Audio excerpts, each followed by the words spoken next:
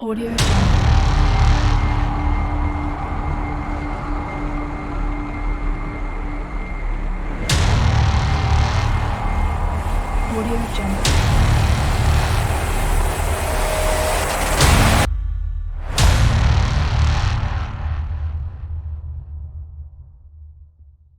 Hello. In this video I'm going to be going through the basic setup of a Ubiquiti USG or UniFi security gateway. So I've done a previous video where I unboxed this. I'll put a link in the description to my Ubiquiti playlist and you can look that up there. And I'll also put a link in the description to this product on Amazon, and I'll have my affiliate link down there. And if you use that link, it helps me out a little bit. It doesn't cost you anything extra. So I really appreciate that. So what I have is I have the Ubiquiti USG router plugged in, and I have an Ethernet cable going from my DSL modem into the WAN port, and I have the Ethernet on the LAN port plugged into my laptop, so which I'm doing a screen recording on. So what I've done ahead of time is I downloaded the UniFi package. So to install this you need a controller, and I'll be putting the controller on my laptop. I have another video where I talk about setting up a controller on a Synology NAS. You can also buy a separate controller hardware from Ubiquiti, or you can just put it on a computer you have sitting around. But for this demonstration I'm going to put it on the laptop. I've downloaded UniFi. You can Google for that. It's on their Ubiquiti's website. I can't show you the website because I'm not online right now. But I'll hit continue. I'll get this installed. So my setup process may be different from your internet. This will give you an idea of what it takes. So I've installed the UniFi controller, and I'll open it up, and it is starting it right now. And while that's running, I'm going to plug in the USG to power. And you see an option here that says launch a browser to manage the network. So I'll hit this button. It says the connection is not private because this uses a self-signed certificate, but I'm going to copy this URL. It gives you a message that it doesn't like Safari. So if you're in, I think it can work in Firefox and Chrome. I'm not sure about Edge, but I'm just going to paste this into Chrome just to make it easier. It seems to work pretty good in Safari from what I've done, but I'll do this anyway. So it gives you another error message here. I'll click on Advanced, and I'll say Proceed to Localhost. And I'll have the UniFi setup wizard, and it says connect your country and select your time zone, and I will hit next on that. And it says please select the devices you would like to configure. So I just plug this in, so it might take a minute for this to show up. I'll open up a terminal here and we'll watch and see when it's connected. So I may speed the video up at this point.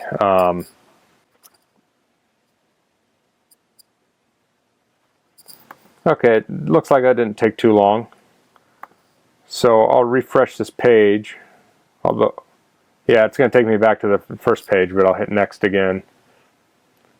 And it has not shown up yet, so it's still loading.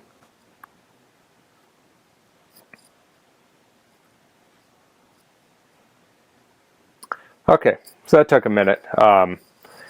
You'll see here it is listing the UniFi Security Gateway 3P.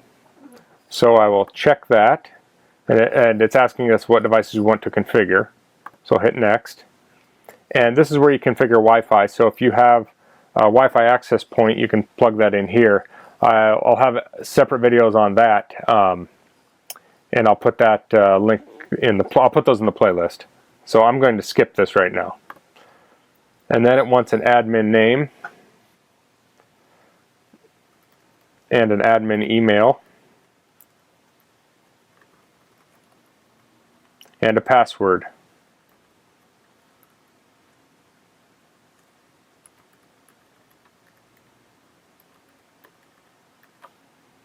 and then it also has this device authentication admin username and password. If you click the little eye icon here, it will show you that password. But for now, I'll just hit next, and I'll hit finish. And now it's asking me to enter the cloud login credentials, which I don't have set up, so I'll hit skip there. And this places us on the Unify dashboard. So if you are familiar with other small office, home office routers, a lot of times they'll have like a wizard when you log in, and this does not have a wizard. So you are set to the dashboard. To set this up, we'll want to go to down here to the bottom. If you have a bigger monitor, this may just show the icons, but I have these three dots, and I'll go to settings here, and I'll go to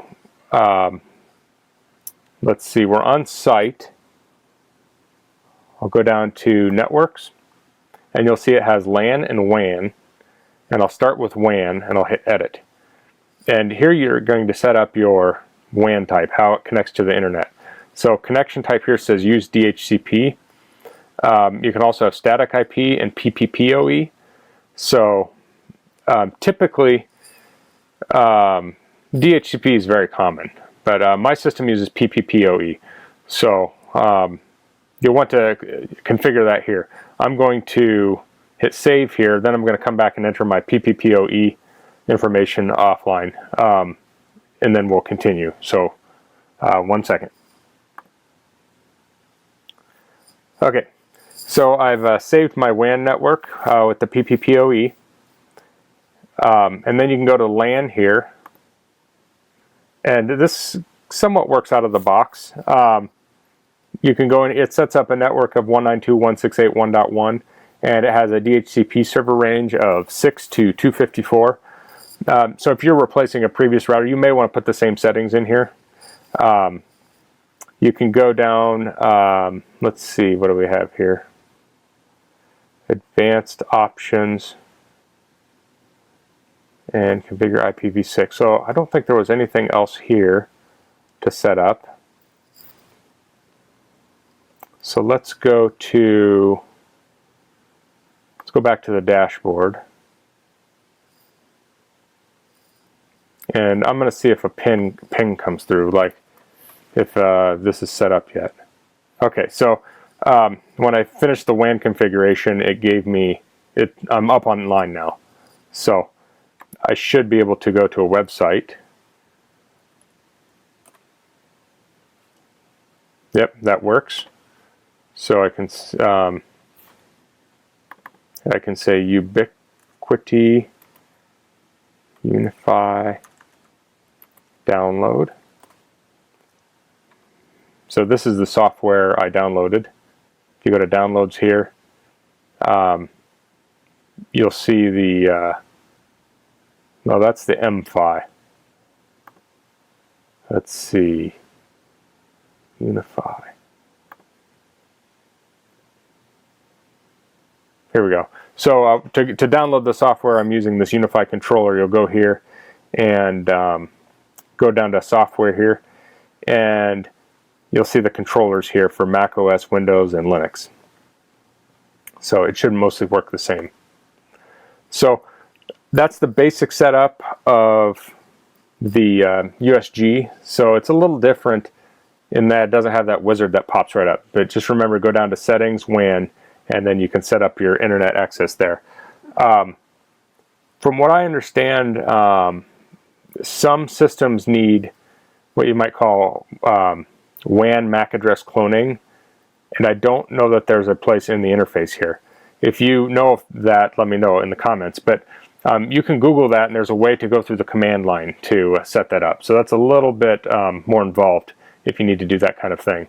So I want to go over here to show a couple things here.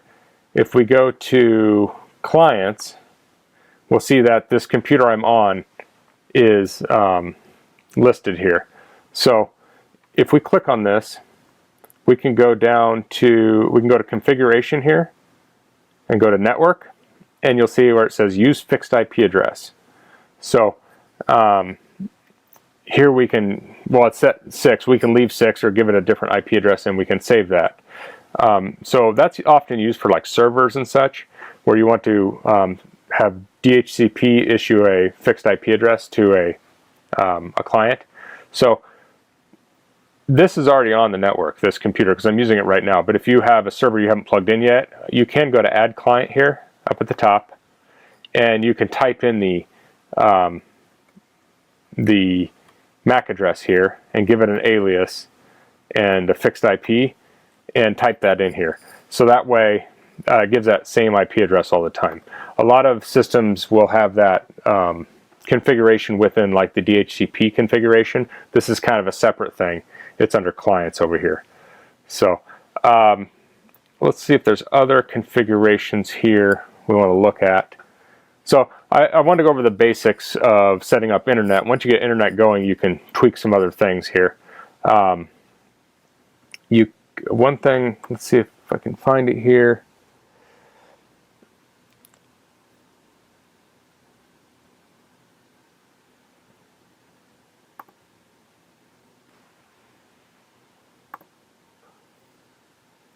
Okay, routing and firewall. If you have any static routes or firewall, you can do that here. Another thing, port forwarding, which is pretty common. Not pretty, I mean, it's common to some people in home networks. You can click on routing and firewall, click port forwarding here, and add a new port forward. So you could say I have a website. You could say it's on port 80, and you know, that needs to go to 192.168.1.6 onto port 80, and that will forward the port through from the public internet to the private machine. So that's something else that's pretty common that people do. You have intrusion prevention, deep packet inspection. I'm not going to go over all these things right away. Okay, I had to look this up. I passed over it the first time. So if you go to the site under settings, which is the first option, and you scroll down, you'll see this provider capabilities, and you can hit pre-populate here, and it will run a speed test, and then it will populate with that, and then the capacity on the dashboard will show how much of your internet capacity you're using based upon that speed test. So this is testing right now my latency. Then it will test the download speed and then the upload speed, and it will store that. Alternatively, you can just enter these values in the system manually. Like if you're supposed to have a certain you know, download and upload speed, you can put that in there.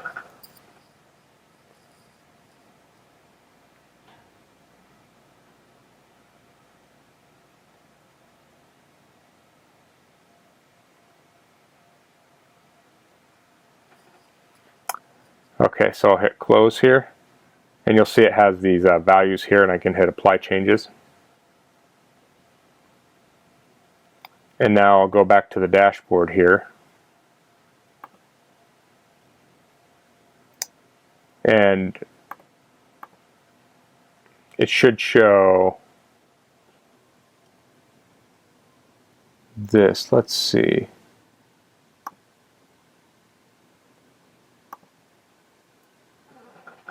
I think that's going to show up right here. It will show, I think it shows the cap here of how much bandwidth I'm using. So, oh, and this internet capacity also should show. So this says 0%. So if we start utilizing this, let's see if that does anything.